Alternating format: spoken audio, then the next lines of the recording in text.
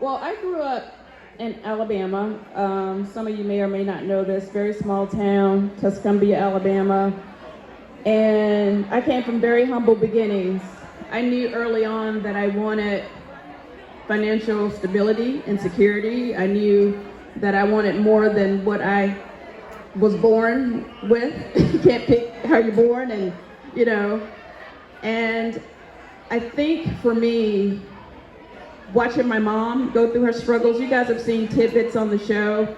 I felt like she made a lot of choices because she didn't feel like she had options, basically money to change her situation, which was not the healthiest of situations. And just growing up as her oldest child, I think when you're the oldest, I have two other siblings, Mal and my brother Thomas. You guys don't see Thomas on the show that much, but you guys know Mal. I think as being the oldest child, I really kind of took on the role of, I'm gonna help my mom figure this out. So I knew I needed money to do that. Right. So I kind of put the pressure on myself to be the child that was gonna be uber successful. And that really just pushed me, because at first I was just trying to save my mom. I didn't really know where, my choices were going to lead to. But I just remember, watching her in situations and being so frustrated with her with why she stayed in those situations, because it wasn't good for her and it wasn't good for her children to watch the things that she went through. And I know that she did it, she felt like she was doing the right thing for her kids, to keep us in a comfortable financial situation. So with this said, I was like, I don't want that to be my life. I want to make sure I have my own. And as soon as I was old enough to start making money, I started making money. And I started at the bottom. Now I'm here. Come on with it. Make some noise for that. I really started at the bottom, okay? And I remember what it felt like to have to pay my bills at the last minute, trying to juggle everything, like which bill to pay first. You never forget those things. And, for me, I just, let me talk about my grandmother for 2 seconds. My grandmother was definitely my first example of a Black female entrepreneur. And I don't even know if she realized she was an entrepreneur at the time, but she had several jobs. She she just missed the slavery era, but she definitely picked cotton in her life. She worked at a sewing factory. During her lunch break, she sold hamburgers and hot dogs and fried apple pies.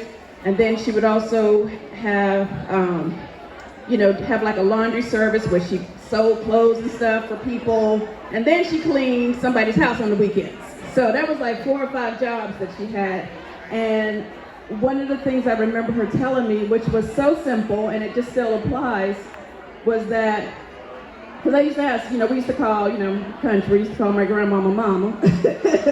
And I actually called my mom by her real name because my mom had me so young. She had me when she was 16 years old, so we spent a lot of time in this house with my grandma. So that was Mama, and my mama her name is Barbara. We called her Bob. Anyway, wow. We just learned something. I just learned. Oh yeah. We still call her Bob to this day. We call my grandmother Mama till she died.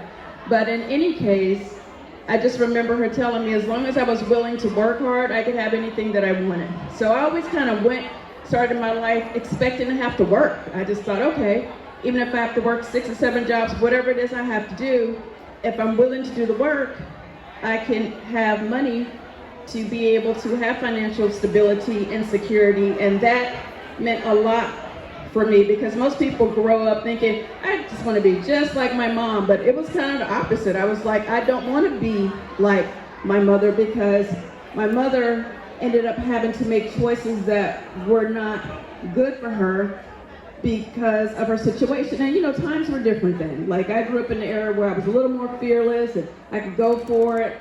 I think because she had me so young, she felt stuck. And then she had my sister soon after. And then again, going back to the oldest child, I always kind of felt like I was, and I talked about it a little bit on the show, like my mom getting pregnant with me I always felt like just changed the course of her life. My mom is beautiful, she's smart. I felt like she could have went on to do half of the things that I'm doing, or all the things that I'm doing. So I always felt like I was, the mistake that changed her life. So I was like, well, if I do really good, she'll be super happy that she had me at 16. So I always kind of took that with me in my life. And it just really pushed me to make her proud and have my own. And I'm a very positive person. I'm very optimistic, and anything that I don't really thrive in with negativity, it really just breaks me down. So no matter what my situation is, I always try to look at the positive side. Like, okay, so this is what my mom went through. I'm going to do the opposite. I'm going to, make sure that I walk toward my purpose and not make the mistakes that she made.